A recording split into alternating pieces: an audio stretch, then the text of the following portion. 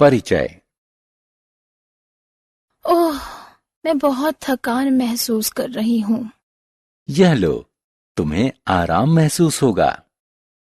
टीना, क्या तुम्हें अंदाजा है कि इस जग को भरने के लिए कितने गिलास संतरे का रस चाहिए होगा?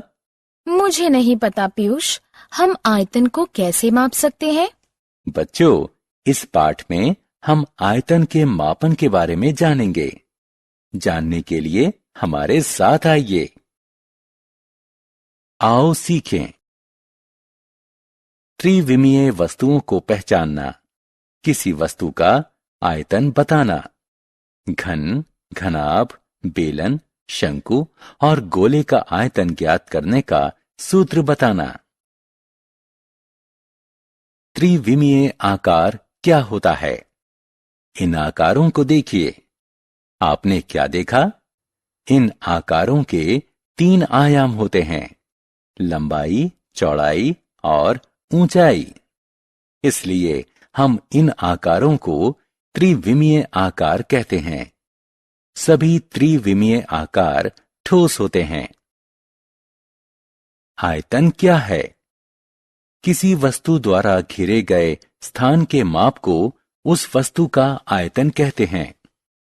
उदाहरण स्वरूप, एक फूला हुआ गुब्बारा एक खाली गुब्बारे से ज्यादा जगह घेरता है। इसका अर्थ है कि हवा भरे गुब्बारे का आयतन उस गुब्बारे से ज्यादा होता है जिसमें हवा नहीं भरी है। आयतन क्षमता भी दर्शा सकता है। एक बर्तन अपने भीतर कितना धारण कर सकता है। नहाने के टब का आयतन कॉफी के प्याले से ज्यादा होता है। आयतन का मात्रक। मूलतः आयतन घन मिलीमीटर, घन सेंटीमीटर और घन मीटर में व्यक्त किया जाता है। सामान्यतः किसी ठोस का आयतन V उसके आधार का क्षेत्रफल गुणा ऊंचाई होता है।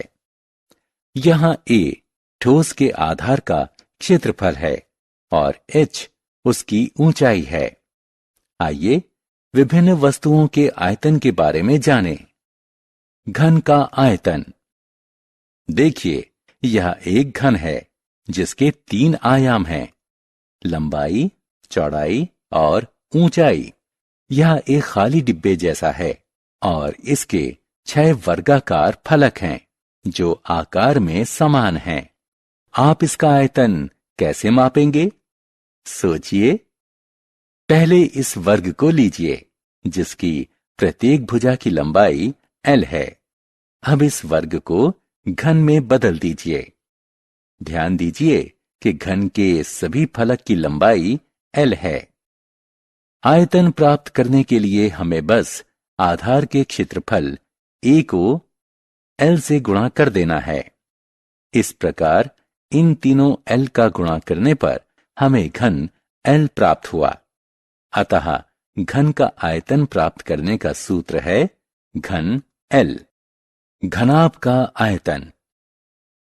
इस बंद डिब्बे को देखिए। यह एक घनाभ है जिसके 6 आयताकार फलक हैं। इसका आयतन की गणना इसकी लंबाई, चौड़ाई और ऊंचाई का गुणा करके किया जाता है। या आयतन बराबर है h गुणा w गुणा l के। बेलन का आयतन।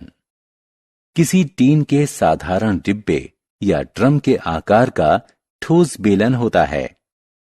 बेलन के दोनों आधार वृत्ताकार होते हैं। हम जानते हैं कि किसी वृत्त का क्षेत्रफल पाई गुणा वर्ग त्रिज्या होता है। आयतन ज्ञात करने के लिए हम वृत्त के क्षेत्रफल से ऊंचाई को गुणा कर देंगे। अतः बेलन का आयतन पाई r स्क्वायर h के बराबर होता है।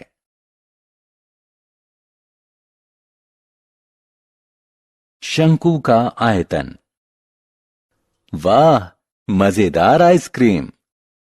क्या आपको इस बात की जिज्ञासा हुई है कि आइसक्रीम को शंकु में भरने के लिए कितनी आइसक्रीम लगेगी? शंकु पर एक करीबी दृष्टि डालिए। इसका आधार वृत्ताकार है जो एक बिंदु की तरफ छोटा होता जा रहा है। क्या आप आयतन मापने के इच्छुक हैं?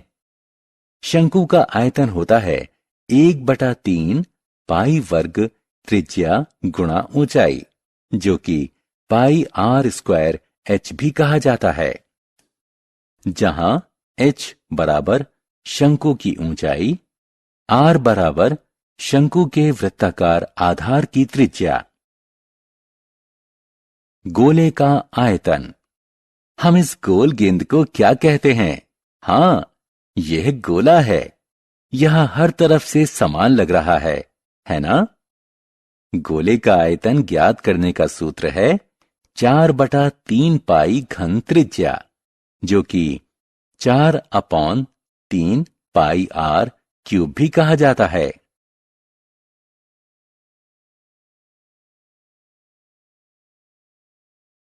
हमने क्या चर्चा की?